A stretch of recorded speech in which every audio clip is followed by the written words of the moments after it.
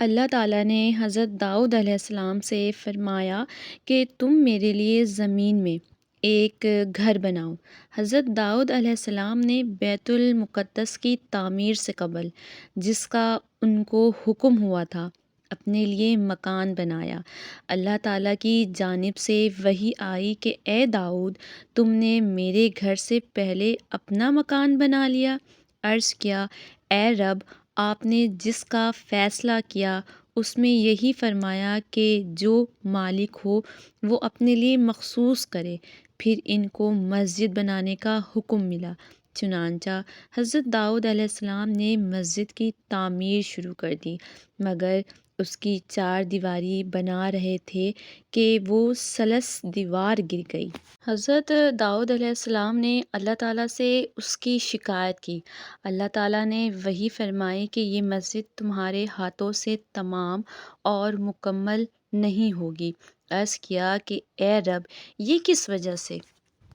اللہ تعالیٰ نے فرمایا کہ تم غم نہ کرو، یہ مسجد تمہارے لڑکے سلیمان علیہ السلام کے ہاتھ پر پوری کروں گا۔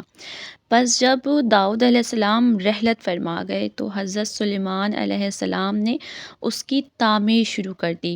مسجد کی تعمیر ختم ہونے کے قریب تھی کہ حضرت سلیمان علیہ السلام نے مقربین کو قریب لایا اور بنی اسرائیل کو جمع کیا اور بہت سے جانور ذبح کیے۔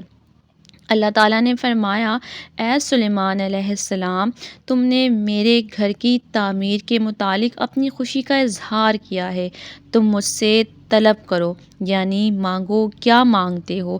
حضرت سلیمان علیہ السلام نے 3 باتیں عرض کی۔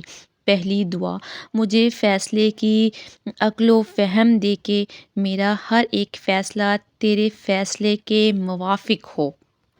دوسری دعا، مجھے سلطنت ایسی عطا کر کہ میرے بعد کسی کو اس جیسی سلطنت کا مستحق قرار نہ دیا جائے۔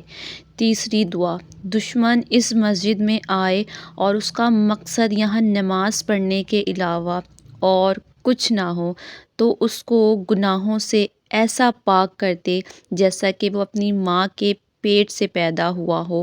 ارشاد ہوا کہ پہلی 2 باتیں میں نے تم کو دے دیں اور تیسری بات کے متعلق تم کو توقع دلائی جاتی ہے کہ وہ قبول کر لی جائے گی۔